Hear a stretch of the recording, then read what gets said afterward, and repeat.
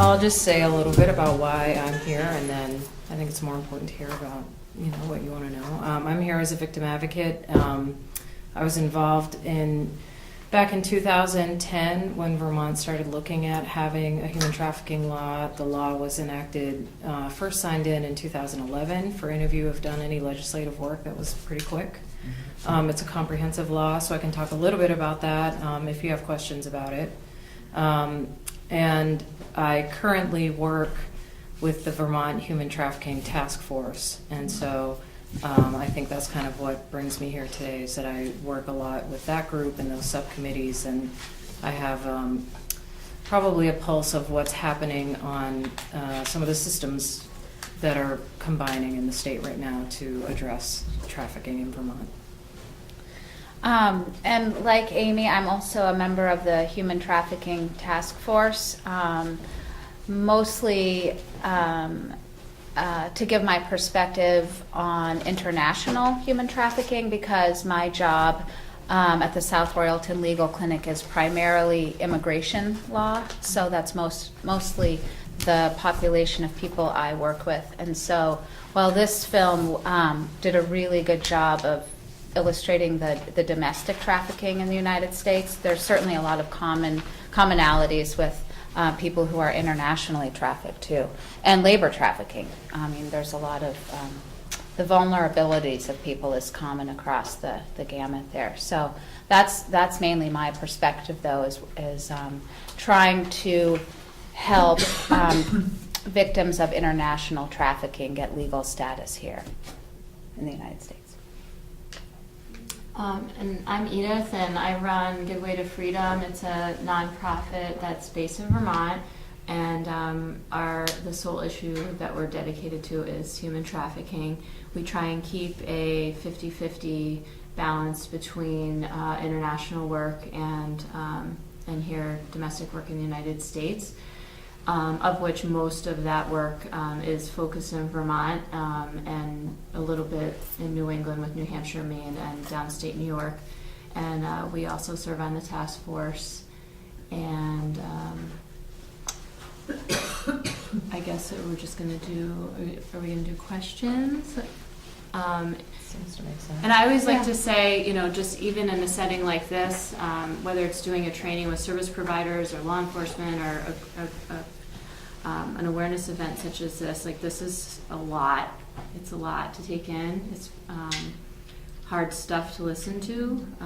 So if anyone needs to leave the room, or you don't want a question to keep, to be asked, just say so. Where are you located? Where's your? We're based in Vermont, or in Essex. In Essex. Mm-hmm. Have you been seeing an increase in Vermont with the drug problem increasing? Are those two issues directly connected or not? I think it's more, what would you say, Amy? It's more, just like with things in the past, whether it's child sexual abuse, domestic violence, it's been there, it's sitting there, the awareness is going up, so people are starting to connect the dots, the data's, starting to come in, and there have been things, going on in the state, which we can tell you about. And I think because of the drug problems and the way that people sometimes connect addiction to trafficking, like Edith said, there's more awareness around that. But I think some of us who are working directly with victims, we try to step back from that as a primary kind of identification piece. Mm-hmm. I think for law enforcement, it's a good way to identify the problem because law enforcement knows how to investigate drug crimes, whereas they're not as comfortable investigating and looking into human trafficking. So there's a big nexus there. But I don't know that I don't think we have a good grasp on the data to know if that's causing a rise in the numbers. What actually was the legislation that was passed, and how has it made any difference? So if you were to look in Title 13, it's Vermont Criminal Statutes, I think it's Chapter 60. It's actually an extensive piece of legislation. It's 30 pages long. It is, at the time, it was seen as one of kind of the forerunners in the country for legislation around trafficking. That being said, we haven't prosecuted any cases yet in Vermont. But I think what it has done, and feel free to jump in here, but I think what it has done is brought everyone to the table. And in Vermont right now, there is a huge commitment across the board from governmental agencies and nonprofits to work together and really kind of attack this problem just attack the problem. Yeah, no, I would agree. And the fact that the legislation is already in place means that, it's better to have legislation there for when we need it versus not having an avenue to help victims and curtail the problem. So I think Vermont did a good job of recognizing that there is a problem and that it's a shadowy problem. So of course, it's actually really hard to find the victims and to identify them too, even if you do think that there's a problem exists. But the fact that the legislation is there already has had the benefit of bringing people together, and then now we know how to use it. So that makes me ask a question. It's pretty, classic stereotype what it looked like in this documentary. What trafficking looked like. So what does it look like in Vermont? Why is it so hard to find? Well, I can just speak about the immigrant population. As far as I know, in Vermont, there's just been one victim identified who got services in Vermont, including legal services from me and others. But there's been other instances where victims have not gotten the help that they needed quickly enough, and so they left the state of Vermont. Either they were scared off by law enforcement activities, or their pimps or traffickers got word that there was enforcement coming, and people vanish. And Vermont is a rural state. People tend not, from my perspective of immigrants who are trafficked, they're not here permanently. They're coming from more urban areas, and they're here, but maybe in a temporary living situation, and the work situation would be like a nail salon or a massage parlor. And there's some language barriers and social barriers, so communicating with the victims themselves is not going to happen easily, whereas their victimizers seem to be pretty savvy. So then on the domestic level, just like they said in the film, our vulnerable population is the runaway and homeless youth. And so unlike in the film where they're showing Chicago and Boston and people walking around on the street with that visual, here they are seeing that back page that is used. There are a couple other websites. The police do look at it here. And there are ads for Vermont, and there's a connection too, even between New Hampshire, Boston, New York, just because of where our highways are. And a lot of the ads will say, oh, in Burlington for 3 days, that kind of thing. So that's looked into. And we did do a study. The University of Vermont College of Medicine does public health projects with their med students. It's a great program. They do all sorts of issues. And last year there was one on trafficking, and we helped out with it. And we interviewed and surveyed runaway and homeless youth or vulnerable youth in places like Spectrum or other programs around the state. We had 100 youth, and then we also got some survey information from healthcare providers. And it's children that were in the foster care system are definitely more susceptible with their vulnerabilities to being trafficked, and I have to refer to my number here. So 13% of youth who were in foster care described being forced to do something they didn't want to do, and 22% described needing to have sex for something, as compared to of other vulnerable youth that weren't in foster care. 2 and 10% had to do things that they didn't want to do or have sex. Why don't they shut the back page or whatever it's called? Why is that allowed to exist? Where people, I mean, I guess it's a way to find kids, but Yeah. I mean, if you didn't make it that easy for people to. It's tough. You know Craigslist, okay? So Craigslist at one point had a section or two on these types of services, and they got called out on it, and they did take that off of theirs, and just, in our, how our system works, just something else popped up, and it's back page. Someplace else. Exactly.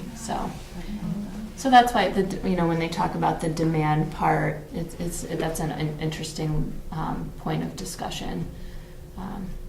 Is there any Yahoo can find this? How come the cops can't? They are. I mean, there's intelligence work being done. Definitely, South Burlington specifically is definitely doing things. There's an awareness that I think is kind of new to the state. And new to the state in terms of not just thinking about people from another country. You're not just thinking about a massage parlor, and how do we think about Vermont youth, and how do we look at that? And so I would support what Edith is saying, is that I think part of what has come out of this law is an awareness. It's forcing law enforcement to be aware and to develop new tactics. Mm-hmm. Yeah. But this is the only state that has that law, is that correct? No, I think we were one of the last states to have a human trafficking law. So there's no most states have. federal overview on this, it's all state by state. There are So federal there's- laws. There are federal laws too. too. That came Yeah. first, yeah. Yeah. So, our local law enforcement and the state law enforcement work with the FBI and Homeland Security, so they're all at the table and the task force.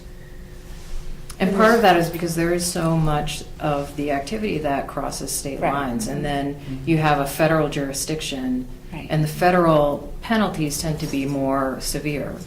And they have a little bit more, I think, flexibility than the state does in some cases to go after these guys, like you said. I don't see much in the newspapers or media at all about what you folks are talking about this evening, and I'm just wondering if that wouldn't be a way of educating people more, or just making them more aware of what's happening here in Vermont. Is there some reason why we don't see more reports or articles? Well, do you want to talk about it?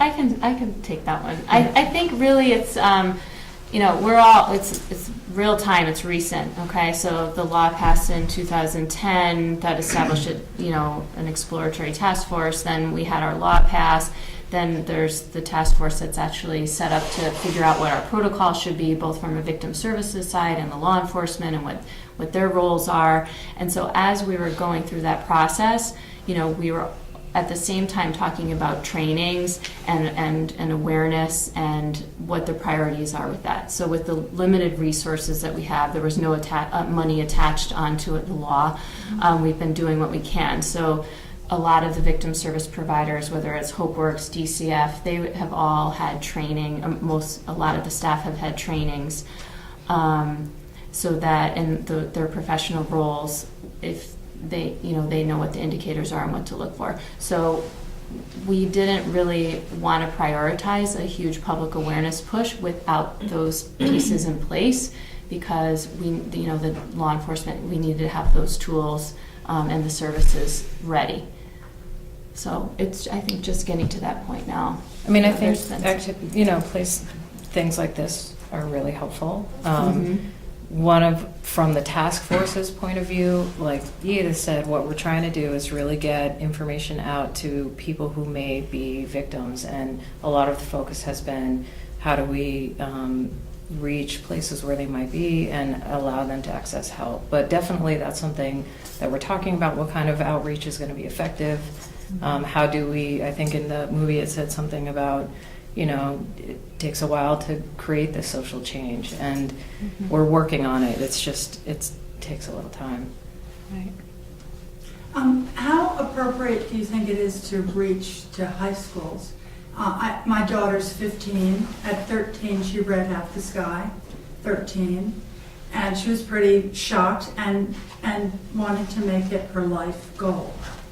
She wanted to be here tonight, but she has exams. But you want her the book, so. That's why I want her the book. But she's very aware of her peers. They're her life. Student council, her peers, her friends. To me, this is an opportunity to get into high schools to do preventive work. But when she approached students or teachers in middle school, they said, "This is too much. This is work on, something tamer." So we have, and I understand that. So how do you do that kind of education of kids right here in high school that are very smart and aware and open, but not offend people by talking about these very difficult issues? Well, I think high school age children or teenagers could watch this movie. So is that I think happening at all? Or That's happening. I don't know if it's happening, but definitely after the Brooke Bennett murder, there was a whole act that was dedicated to this kind of topic and delivering it specifically to educational settings. So I'd like to think that if there was a staff member in a school that was a little more open to it, and that staff person were to reach out to Edith or, any of us, that there would be a chance to make that happen. And again, I think it's that awareness. I think it's having people be comfortable about it, not seeing it. I think Ashley Judd said it the best. When we're talking about victimization, let's kind of take the stigma away from it. Let's take some of the stigma away from what we typically feel when we hear about these things and start to talk about it a little more openly. And I would agree with a lot of the people in the film who said that men and boys need to be responsible for this kind of education too. It can't just be women talking to girls. Well, sorry to hog here, my other daughter was a health advisor in college, and in her last year, they started educating boys for the first time on rape prevention. And they'd never done it before at the school.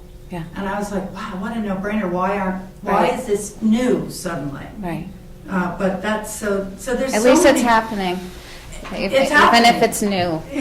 I'm glad. Yeah. Well, I saw this article that talked about girls who had been molested, or somehow boys were trying to rape them or, bullying them.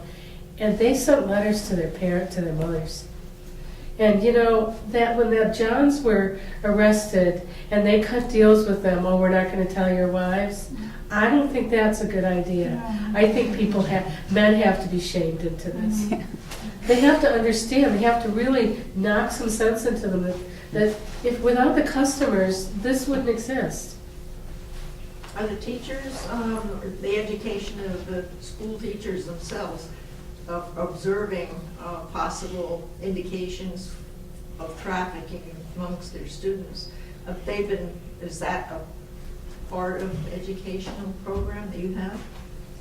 They're on the list. Yeah, they're on the list, and it is happening. Yeah, and to get to tie those two together, there have been several high schools. So I've gone Stowe High School, went there. Essex, I've been to 2 or 3 times.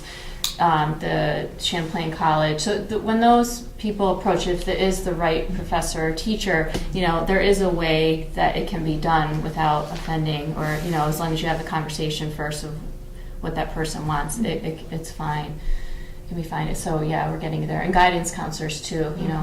But do you reach out to them because they may not be aware that some of We're this getting there. Yeah. We're getting there. But when I'm used to teaching, we have DCF come in and give their spiel about, and it would be frustrating because we'd have little kids in first grade who were being abused and nothing would happen. Yeah, it's It was really frustrating. I'd just like to second what Edith said about the education going on the college level, because I was taught one of those human rights courses, and each of you was my guest. Yeah. And I saw a film at UVM called Sex and Money, put together by a grassroots group that tries. Yeah, I brought them here.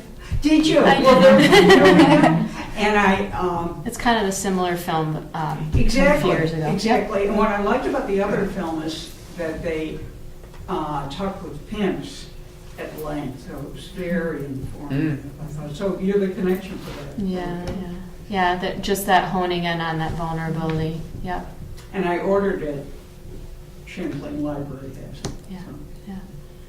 And too, just to bring up, I don't know, this is kind of random, but like, so there were two people in the film that brought up the potentiality of male victims, and that is something too that, especially in Vermont, the LGBTQ, very vulnerable population, and the male runaways a lot of times are dealing with that, or, you know, trying to struggle on how to balance their life and what their options are for moving forward, and they are very vulnerable, and that is, they are preyed upon too. Yeah. In the back, in the purple, you've had I your guess I hand. just wanted to clarify, so no one has been prosecuted under the new law, but that doesn't Under the mean state that law, right. The state law. But are there arrests of Johns made in Vermont? Well, they did do that in June in South Kind of. Burlington. The John Day, the one day. Yeah. In John Day. Or, I mean, it should not even just a day dedicated, I mean, but do arrests happen? There was there was a raid on some massage parlors a few years ago. 7 days. That's Okay, so I guess how many are women, like, who are selling services ever arrested, as we saw in the video here in Vermont? Well, this is what happened in June. So on the if I'm not making this up, on the same day, South Burlington did a bunch of research, and their police set up basically a John Sting, posted a back page ad of a young adult female.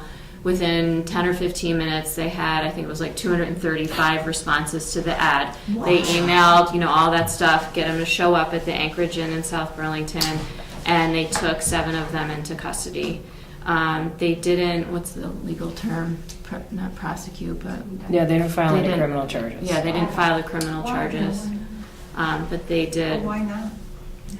They just probably They didn't do anything, they just showed up at a They did hotel. the shame thing. They put their pictures were in the paper and in the news, and then they did a John School mini version. And then Did they charge him a bribery fee? Because that's what that looked like to me. $500 and we won't tell your wife. Yeah, no, they didn't. They didn't do that, but they had to engage in a educational program Yes. that Edith was involved with. And but to answer your question, Beth, there are not a lot of arrests. They're not, and part of that's twofold. Part of it is because I think people aren't prepared, and you know, even maybe some of our local leadership, you know, don't know how to handle these. And then in some situations, to go in and kind of set up a sting, you have to be careful because it could put the victims at risk. So again, it's part of that process. You know, if someone is just, you know, if you go in and you can prove that someone is soliciting or buying, what kind of harm does that put in, you know, the women or whoever is in there? But as, like in the video where the woman had been arrested 100 and something times. Yeah. I mean, does that happen here? I would not say that happens here. No. But on the same day that in South Burlington they were doing the John Sting, the Hartford police arrested 4 young women. They were actually from New Hampshire because there was some kind of disturbance at a hotel, and they went in and they did arrest them. I don't know what that led to, but the stat that we pulled out of it is that the men that the 7 men, the average age was like 40. Don't quote me on this. It was somewhere around 48.5, and then the 4 women that got brought into custody and arrested was 20.9. So the women were arrested and the men were. So 202 people totally separate responded within the first 15 minutes. But then how many men, Johns showed up, and then they still only arrested 7 of them? Yeah.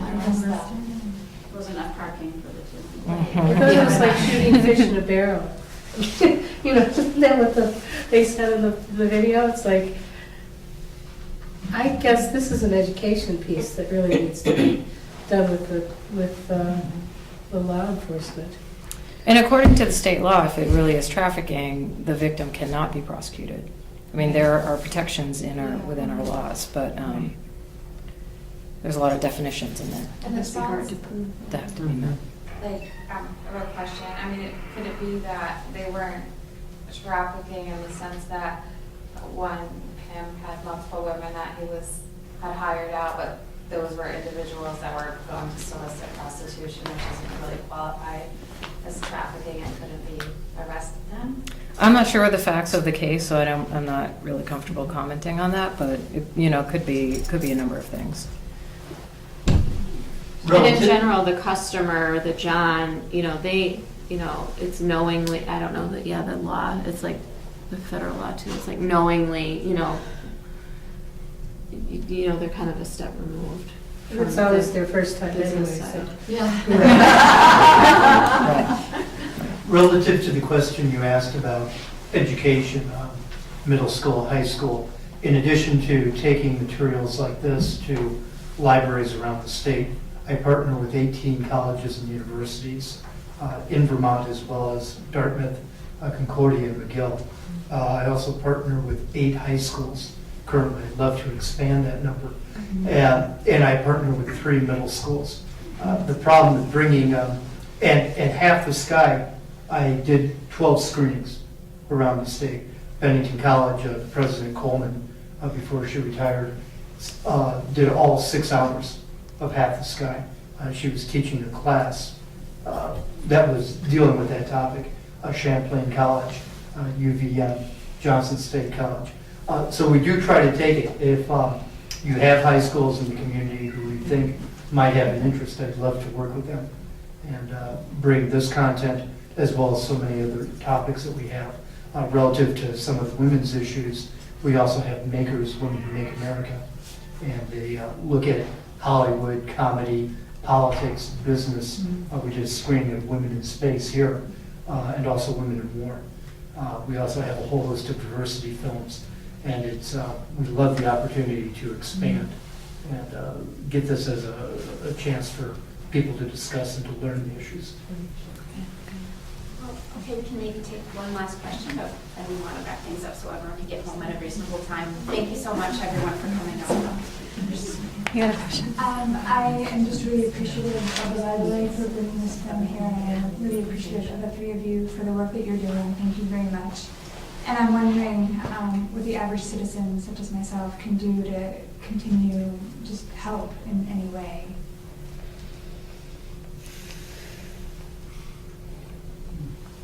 I think keeping your eyes open and talking to other people about it. I mean, so much of this to me seems like we're in the midst of a cultural shift, and that needs to continue.